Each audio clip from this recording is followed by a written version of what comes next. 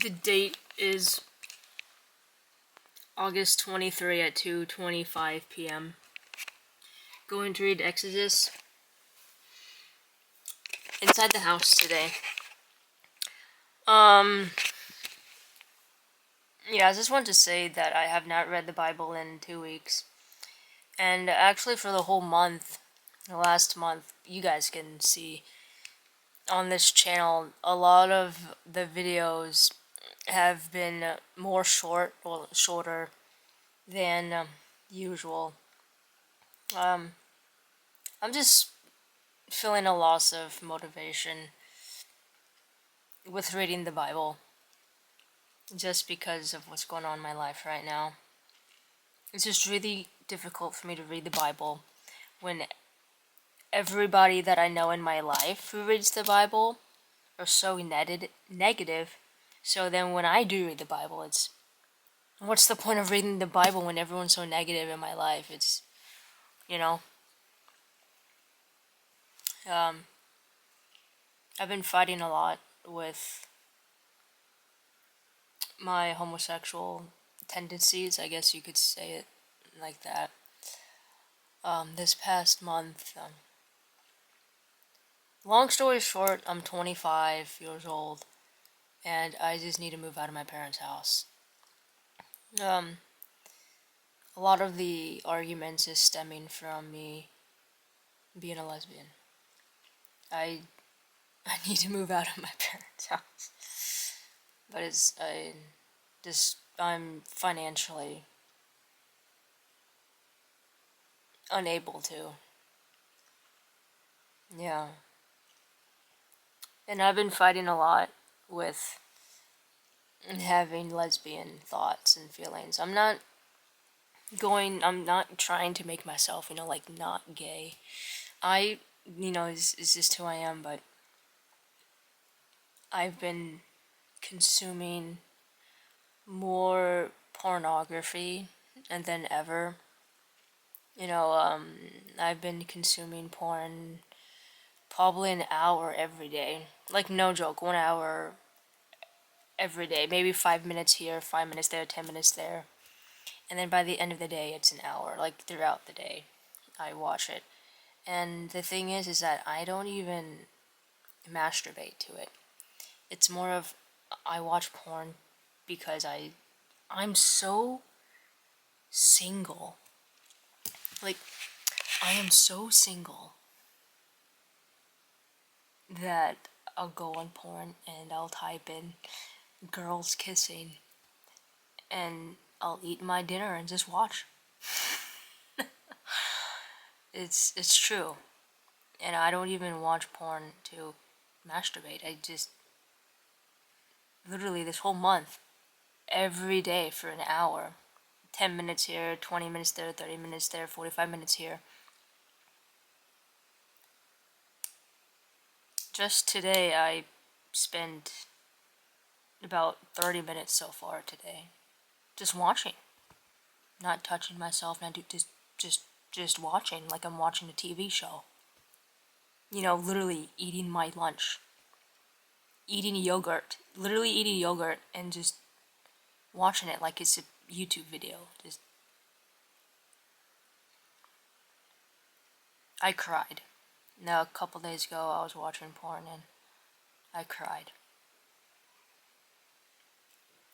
because I discovered a channel on Pornhub that I like of these two lesbian couples, and they're kissing, and I cried because it was very passionate. You could tell that they love each other, and maybe it's for show, but they're a lesbian couple. They make videos daily, weekly, and since I discovered them, literally every day I've been trying to like binge watch. That's literally what I've been doing. I've been binge watching all of their videos, and each video is 10 minutes long, 20 minutes long, 5 minutes long, and I've been just watching every single video of theirs every day this month.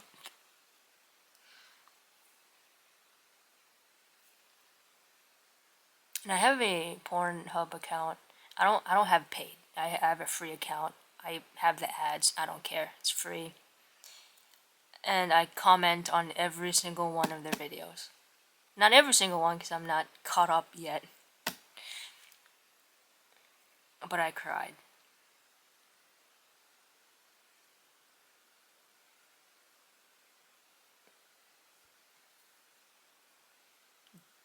That's where my mind is right now. It's not that I'm addicted to porn. It's more of I watch porn because I'm that lonely. I never cried watching porn in my life. Never.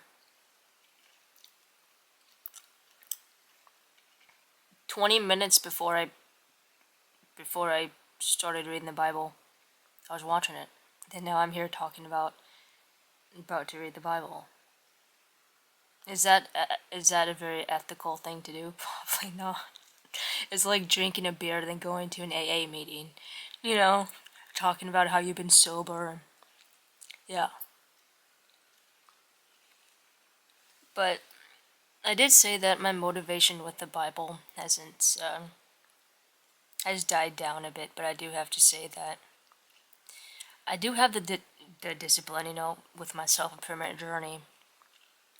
I have the discipline to read the Bible because I haven't read it last week, And I'm doing a challenge, so I gotta stick to it. I just want to tell you that this is just where I've been at. And I will most likely watch porn after the Bible. And then I'll go feed my dogs. Go out, feed my dogs. Take a shower, play the piano, maybe play the guitar, maybe watch a TV show. And I'll probably go on porn. And I can't help it. It's like my brain. Oh yeah, it's fucking addiction, your brain's addicted to it, yeah. Literally every day this month. At least an hour. No more than 2 hours though, no more. Yeah. I did go 2 days without watching. A few days ago I went a whole 2 days without it. Yeah, but I literally would just eat breakfast, doing it, eat my lunch, doing it. It doesn't really take any time out of my day because I'm already eating food. Like, I'll eat food for 10 minutes, I'll just turn it on. You know what I mean? Like, anyway, let's just, Exodus 14, and then the Lord said to Moses, "Tell the Israelites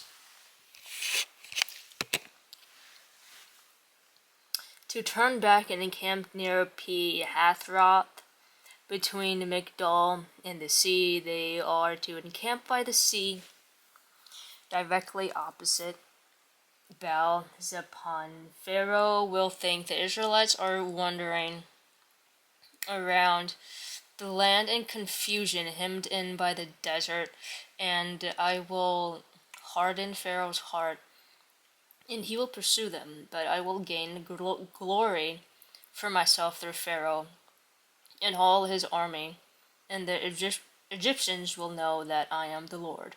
So the Israelites did this. When the king of Egypt was told that the people had fled, Pharaoh and his officials changed their minds about them and said, "What have we done? We have let the Israelites go and have lost their services." So he had his chariot made ready and took his army with him. He took 600 of the best chariots, along with all the other chariots of Egypt, with officers over all of them. The Lord hardened the heart of Pharaoh's king of Egypt so that he pursued the Israelites, who were marching out boldly. The Egyptians are all Pharaoh's horses and chariots, horsemen and troops pursued the Israelites and overtook them as they camped by the sea near Pi-hahiroth, opposite Baal-zephon. I never know how to enunciate these names ever.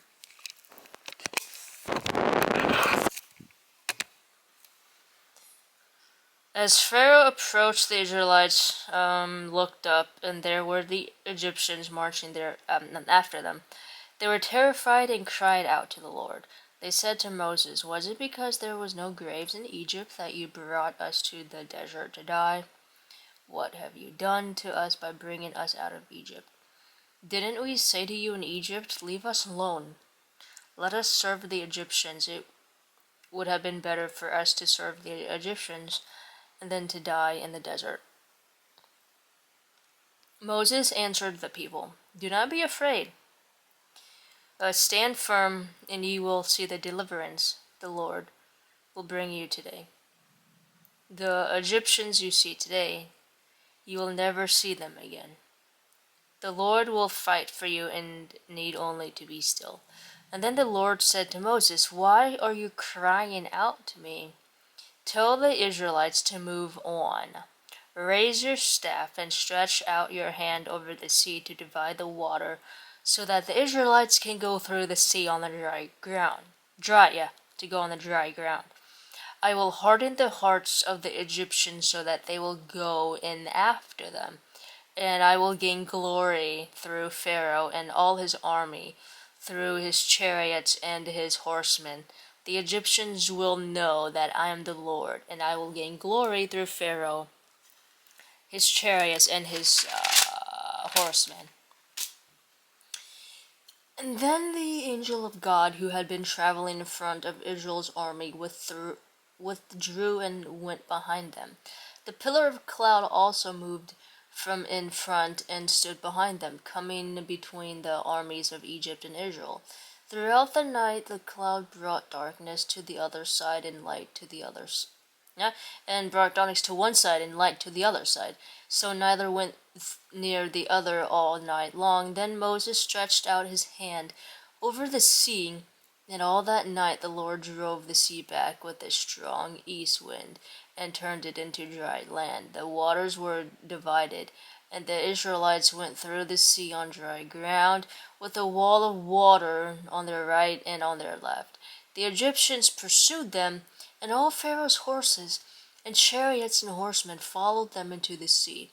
During the last watch of the night the Lord looked down from the pillar of fire and cloud at the Egyptian army and threw it into confusion. He made the wheels of the chariots come off, so that they had difficulty driving. And the Egyptians said, "Let's get away from the Israelites. The Lord is fighting for them against Egypt." And then the Lord said to Moses, "Stretch out your hand over the sea so that the waters may flow back over the Egyptians and their chariots' horsemen." Moses stretched out his hand over the sea, and at daybreak the sea went back to its place. The Egyptians were fleeing toward it, and the Lord swept them into the sea. The water flowed back and covered the chariots and horsemen, the entire army of Pharaoh that then followed the Israelites into the sea. Not one of them survived. Damn, they all died. But the Israelites went through the sea on the dry ground with a wall of water on their right and on their left. That day the Lord saved Israel from the hands of the Egyptians, and Israel saw the Egyptians laying dead on the shore. And when the Israelites saw the great power the Lord displayed against the Egyptians, the people feared the Lord and put their trust in him and in Moses, his servant. Reading out loud is really beneficial for improving your speech. I'm going to answer these questions right here. Answer these questions right here. Can you see them? I'm going to answer them right here. Yeah, it's going to take me at least 12 years to complete this challenge. If you looked up and saw the Egyptian army coming, what would you do? I would run. Cry out to God in fear.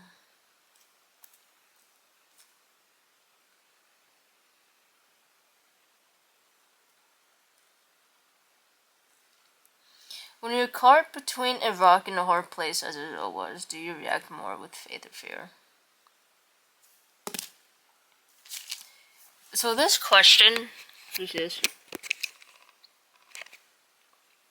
When you're caught between a rock and a hard place, as Israel was, do you react more with faith or fear? I believe it's a little bit of both. I would be scared shitless, but then also I would be a bit of a sociopath. I would only worry about I would run the other way. I would run. I would run. Why do you think the Lord chose did this way for the escape of the Israelites? To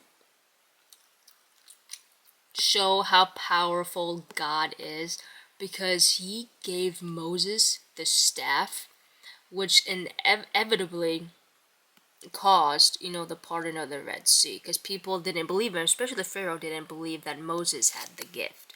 He wanted to show how powerful he was. So, to teach Israel to trust Moses. So, in a way, powerful, it's almost the same thing. And then to teach Israel to trust him, to trust God. To gain glory, I don't think so. To wipe out the Egyptians at the same time. I don't think it's to teach Pharaoh a lesson. I think it was to make sure the Israelites can trust him. Can trust both God and Moses. Alright.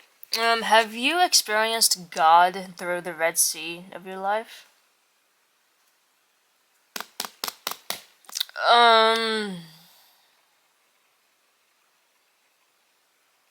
I could probably view him as a guide. I'm gonna answer this question quietly to myself, and I'll talk about it later. Okay. So, question 1. I did, if you looked up and saw the Egyptian army coming, we went through that. I would cry out to God in fear. So where was I? Was that 4? Yeah. So with 4, I said, how have you experienced God through the Red Sea? Just as a symbol of the Red Sea. What is the Red Sea of my life? None of these answers really are a good representation on what God is in my life right now. But I guess the closest one would be just guide. Because I just started reading the Bible in a way I'm kind of, he's guiding me and I'm guiding myself through reading the Bible. 5, how have you grown as a result of your Red Sea experience? I don't have a Red Sea experience because I just started, I'm just in it right now. But I kind of flipped that question and thought about it in terms of self-improvement. When I started my self-improvement, how am I now, just comparing the before and after.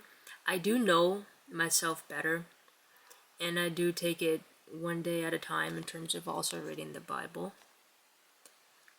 And then comparing your life story to the Israelites' escape, where would you say you are right now? This was actually a multiple choice question. I didn't know that till I looked up. I picked drowning. I'm in the middle of the sea. If my life was the Red Sea, I would be drowning right now. And I picked chased by enemies. And again, this is a symbol for work responsibilities, financial responsibilities, physical limitations with my health conditions. So you can just fill in that blank of enemies of being chased by money, being chased by responsibilities, being chased by the fact that I want a girlfriend so bad. And you can also be chased by sin, being chased by not having a job, I am far from being trapped and confused. I know exactly what I need to do in life. I have my goals set. I know what I need to do. Stepping out of faith, I'm actually stepping in faith, actually, because I'm trying to believe in God. I'm just not there yet. And I am not on the other side. I'm not on the other side. And 7 is, what is the biggest obstacle you faced in your spiritual journey? I picked my physical limitation of my health conditions, which outweighs all of these answers, I believe. Without my health problems, if I did not have my health problems, I would easily have found a job right now. It's really difficult for me to find a job because I can't stand for long periods of time, so I'm very limited to the jobs that I can apply for. And then it says, how often do you feel like you're going back to Egypt? And what do you do when you feel this way? In terms of what do you do when you feel like you're going backwards? What do you feel when you're feeling doubt about yourself? When you feel fear. And I just say I think about my goals. I think about the why. Why did I start? I go back and I think about my life in terms of life is too short to die. Life is too short to live the life that you hate. When time gets tough, I always think about my goals in life, that I have to achieve them. I have to get monetized on YouTube. I have to do the piano, the guitar, and study my Korean, and finish the Bible. I think about my goals. What is the most troubling situation in your life? Living with my parents, I guess, and having a job. How can this passage in general in verses 13 through 14 particularly help you, encourage you? Yeah, the passage of do not be afraid. Stand firm, and you will see the deliverance of the Lord will bring you. I think this verse is telling you that no matter what you're going through in life, all you have to do is believe in God, and everything will be okay. But with me, I can't think like that because I know that God is not going to help me find a job. You know what I mean? Like, he could show me the way, but I have to do the work, But I do know what the verse is saying of, do not be afraid, Stand tall, stand firm, and you will see. God is telling me that no matter what I'm going through right now, do not be afraid. Have your confidence, don't be afraid. Because it's gonna be okay. I'm here with you. All you have to do is just believe in God.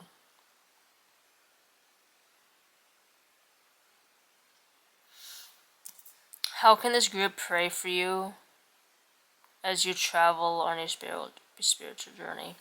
I'll save the praying till after. Because I'm not done yet reading, actually. I'm not done. How can this group pray for me?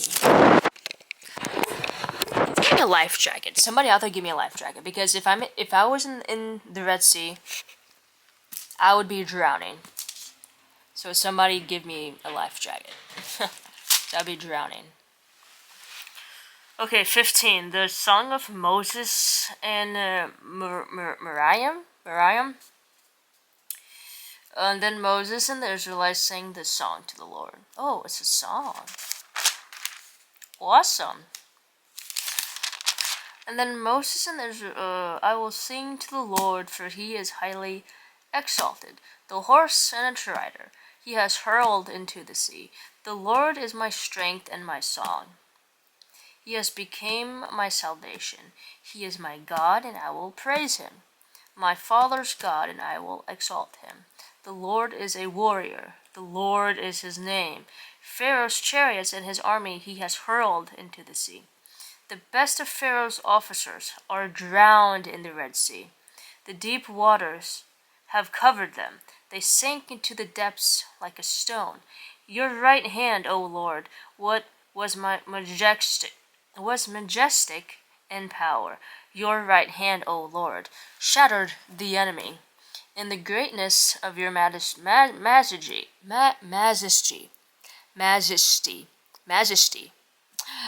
you threw down those who opposed you. You unleashed your burning anger. It consumed them like stubble. By the blast of your nostrils, the waters piled up. The surging water stood firm like a wall.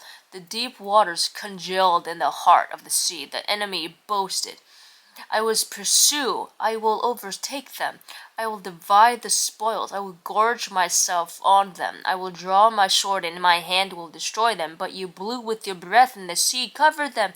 They sank like lead in the mighty waters. Who among the gods is like you, O Lord? Who is like you, majestic in holiness, awesome in glory, working wonders? You stretched out your right hand, and the earth swallowed them. In your unfalling love you will lead the people you have redeemed. In your strength you will guide them to your holy dwelling. The nations will hear and tremble. Anguish you grip the people of Philistia. The chiefs of Edom will be terrified. The leaders of Moab will be seized with trembling. The people of Canaan will melt away. Terror and dread will fall upon them. By the power of your arm they will be as still as stone until your people pass by. O Lord, until the people you brought pass by. You will bring them in and plant them on the mountain of your inheritance. The place, O Lord, you made for your dwelling, the sanctuary. O Lord, your hands established. The Lord will reign forever and ever. Now that's a song. When Pharaoh's horses, chariots, and horsemen went into the sea, the Lord brought the waters off the sea back over them, but the Israelites walked through the sea on dry ground. And then Miriam and the prophetess, Aaron's sister, took a tambourine in her hand, and the women followed her. With tambourines and dancing, Miriam sang to them, Sing to the Lord. And he is highly exalted, the horse and his rider he has hurled into the sea. The waters of Merah and Eldam. And then Moses led Israel from the Red Sea, and they went into the desert of Shur for 3 days. They traveled in the desert without finding water, and and when they came to Merah, they could not drink its water because it was bitter. That is why the place is called Merah. So the people grumbled against Moses, saying, What are we to drink? And then Moses cried out to the Lord, and the Lord showed them a piece of wood. He threw it into the water, and the water became sweet. There the Lord made a decree and a law for them, and there he tested them.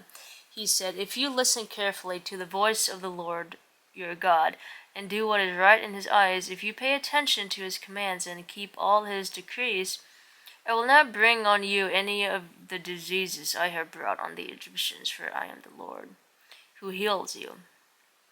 And then they came to Elam, where there were 12 springs and 70 palm trees, and they camped there near the water.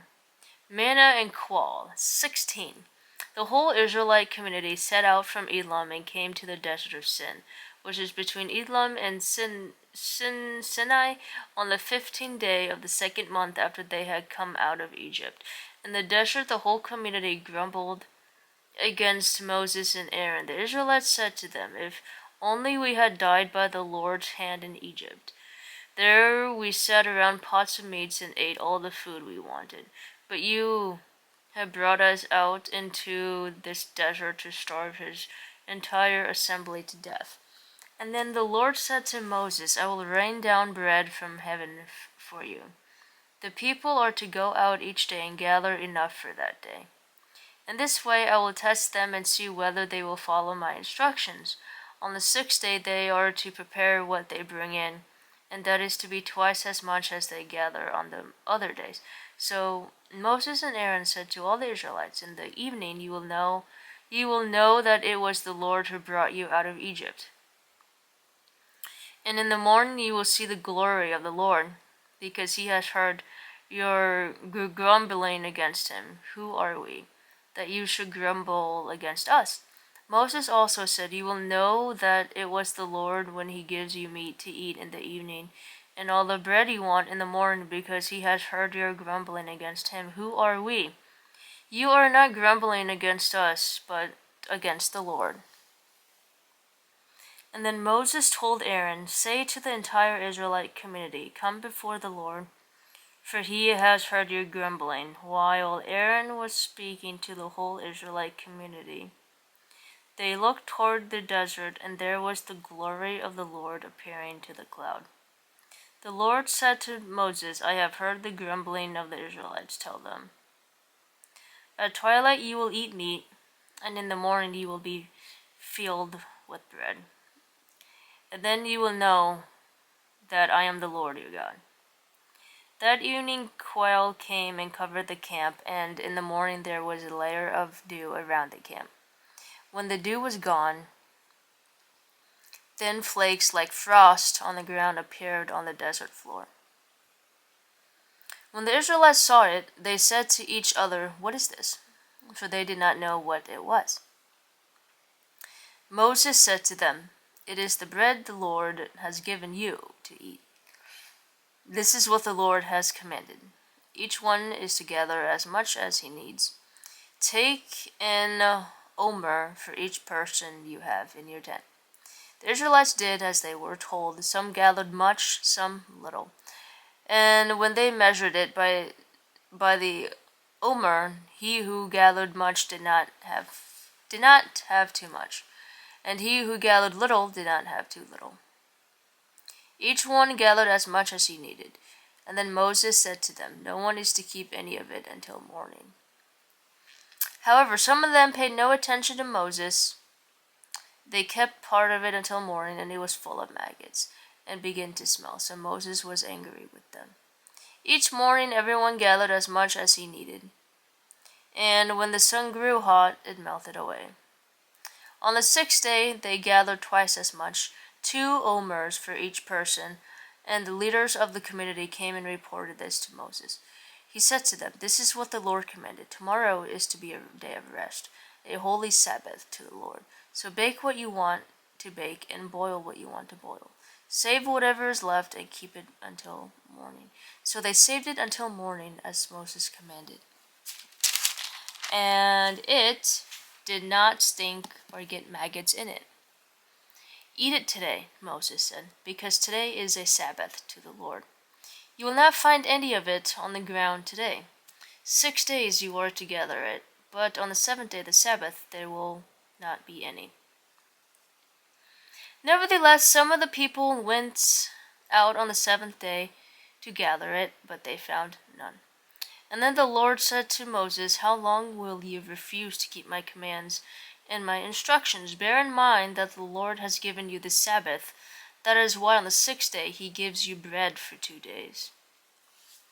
Everyone is to stay where he is on the 7th day. No one is to go out. So the people rested on the 7th day. The people of Israel called the bread manna. It was white like coriander seed and tasted like wafers made with honey. Moses said, This is what the Lord has commanded.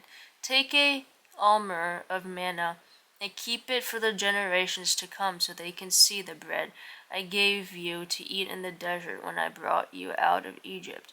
So Moses said to Aaron, Take a jar and put an omer of manna in it, and then place it before the Lord to be kept for the generations to come. As the Lord commanded Moses, Aaron put the manna in front of the testimony that it might be kept. The Israelites ate manna 40 years until they came to a land that was settled, and they ate manna until they reached the border of Canaan. An omer is 1/10 of an ephah.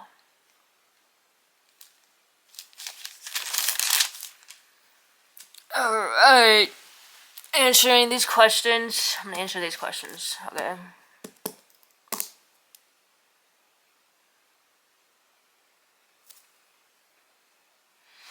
What's it? Okay.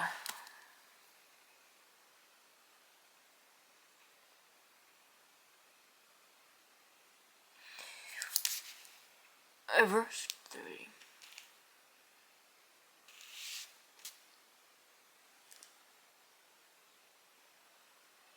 Answer these questions. 1. If you were Moses, how would you have responded to the people's complaints?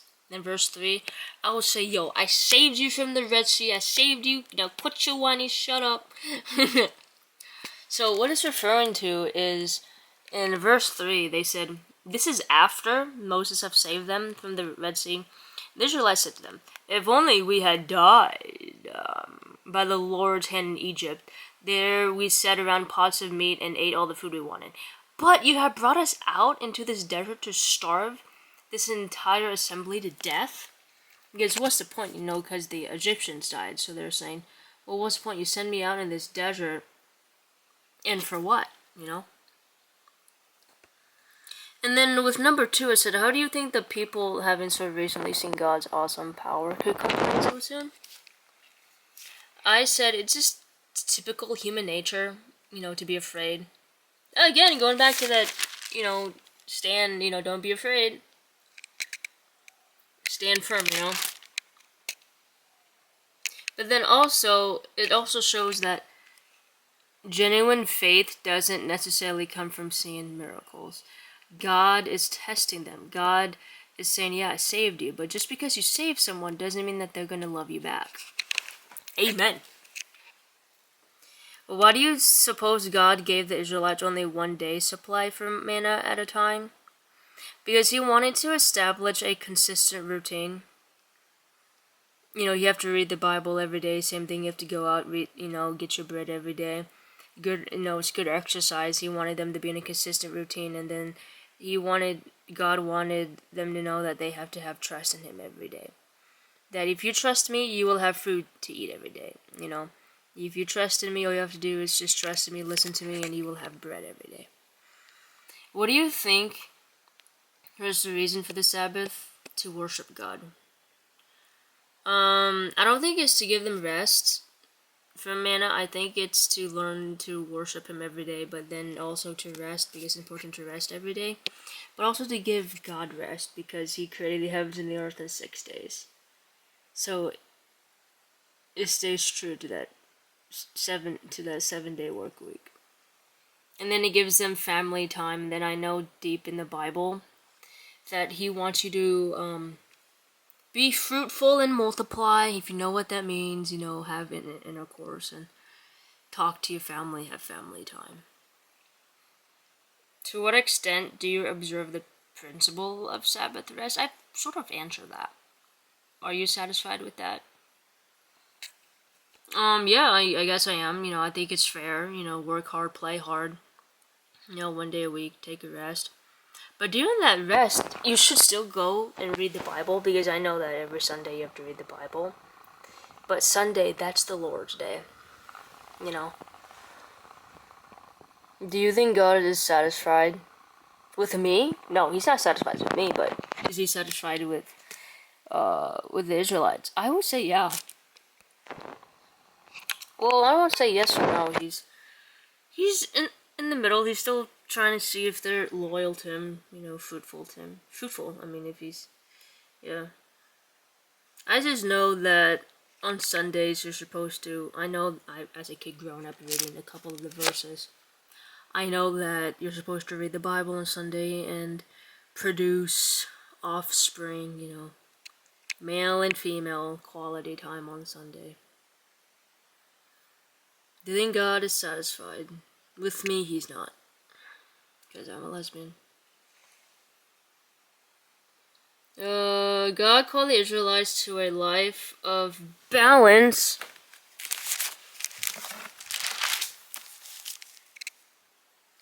What needs to be your priority to have a more balanced life? I said, have a more balanced diet to be a little bit more healthier in the foods that I eat. And then strengthening my relational life in terms of family, getting a girlfriend. But in order for me to get a girlfriend, I need money. What is one step you will take in that area? Invest to obtain money. And I know that money isn't everything. Money can't buy happiness. I have to be realistic. In today's world, money is everything. Just like in Scarface. Once you get the power, get the money. It's like, what is that one quote from Scarface? Oh, if you want the woman, you gotta get the money first. Then once you get the power, you get the woman, okay? That quote. I gotta find a job. What kind of spiritual bread are you getting in your life right now? I know that this is a metaphor that is not really bread that you're eating. It's, what's your quality of life. The bread that my parents buy it's quality bread. So, but I don't eat that much bread though. I'm Asian. I eat rice. I'm sorry, that's my form of carbohydrates. I don't really eat bread. I eat in terms of carbohydrates. I eat rice. How can this group pray for you in the coming week? This group can pray. You know what? I'm gonna pray for everyone today. Can we do that? Oh my gosh, I'm ugly right now. Am I? I'm gonna pray for everyone today. Let's go back to Exodus 15. Don't be afraid. Stand tall. Be firm and don't be afraid. Not only just because, of God, don't be afraid. All you gotta do is believe in God, but also believe in yourself. And I know it's cliche, have more confidence, drink more water, get 9 hours of sleep. At the end of the day, it's you, man, At the end of the day, no one is wiping your own ass. You are. Life is too short to live the life that you hate. You don't want to be 60 years old and then you wake up one day with severe arthritis and taking your high cholesterol medication and go, well, I wasted half of my life and now I got arthritis. The point is,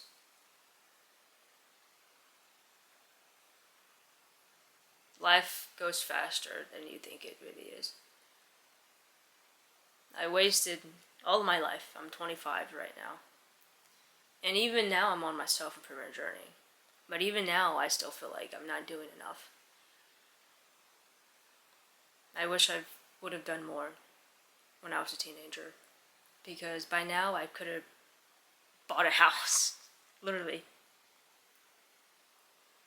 Even now I'm with my self-improvement journey and yeah, I'm doing better.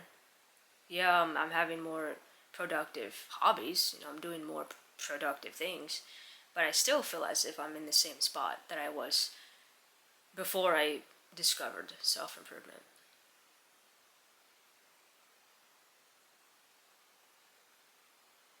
I mean, the point is for this prayer is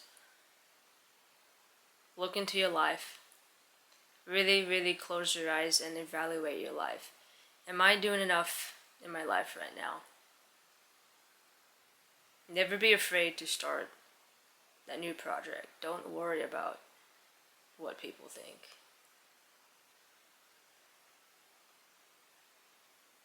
I'm living in my own prison. Yeah, my life may be easy right now. I don't have a job. I don't pay rent. But it scares me. Because if I have to think outside the box. I'm 25. And I don't have a job. It's not so much I'm 25 and I don't have a job. It's I don't want to be 55 years old with no income. I don't want to be homeless at 55. When my parents are gone, when they're dead, they're dead. When the money runs out, whatever money they have in their bank account, and I spend it all, buying food, health insurance, car insurance, all of it's gonna be gone. I'm not worried that if my parents do die today, I'm not gonna be homeless within the next, I think, 10 years if I really, track the money, budget the money out, maybe sell the house. But what's gonna happen when I'm 40? What's gonna happen when you're 40? Because you are incapable of working when you're about 70. I don't want to be 70 years old with less than $5,000 in my bank account,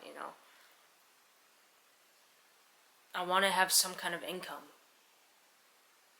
consistently till the day I die. That scares me. It's difficult to stay true to that statement in chapter 15. Don't be afraid, stand firm. You will see my deliverance. Don't be afraid. I am afraid. Because this is the real world. Everything in this world, no one's gonna give you for free. Yeah, we watch these movies. People there's nice people out there, but when you really think of it, at the end of the day, it's just you. No one gives a shit if you have depression. Like, everybody has depression nowadays. Everybody has ADHD now. Everybody has their own problems. What makes your problems so significant that it outweighs other people's problems? My problems right now in my life, I feel like I'm the only one experiencing what I'm going through right now. But there's thousands of other people going through the same problems as I am. It's hard not to be afraid. No matter what situation you're going through. The point is, I know it's hard, but just try not to be afraid. If you can't trust in God, trust in yourself. God damn it, Trust in yourself for once. Because it's just gonna be you at the end of the day. And one word of advice is, it's kind of a funny saying. You have to have, if you have goals in life, if you know what you want out of life, then go out and get what you're worth. You kind of have to have that crackhead energy. You even in the movies, you never hear of alcoholics, crackheads, being oh man, I got no money today. I ain't gonna buy no crack today. Like, they go out and make it happen. They make $1 into $1,000 overnight. I don't know how it happens, but it's true. They have, most of the time, these people who are addicted to drugs, they have no jobs, but they somehow have 10K lying around. You know what I mean? You know what I mean? They make it happen. I'm not saying go out and do crack. I'm just saying go out and make it happen. Go out and be the crackhead. But don't do crack,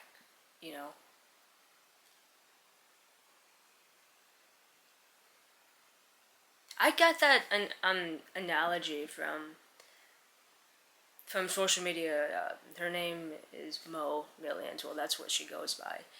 She's a lesbian. I was on Facebook, just scrolling through memes, and when I heard that, it really stuck out with me, Don't be a crackhead, but be a crackhead, you know what I mean? Go out and make it happen.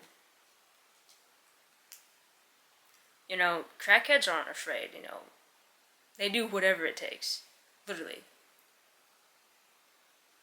So, go out and make it happen. And that's what I'm trying to do. I have a goal of reading the Bible, and I'm gonna make it happen. I may not have that crackhead energy with the Bible of reading it within a day, but it's gonna take me at least a decade, but I'm gonna stick to it. And with my goal of becoming a YouTuber, I'm making it happen. I mean, I got 4 YouTube channels. One of them has to succeed. One of them has to. Go out and make it happen. Don't be scared of failing. Because in the end, you're going to fail anyway, because if you don't try, you're going to be 60 years old and fail anyway. So what's the point, if you're young now, go out and do it. I think living the life that you wish you had, or living the life, having regret of the life that you wish you had, is more painful. And then trying. I'm not sure how I would end that in amen. Just go out and do it. I'll see you next week for chapter 17 of the Bible.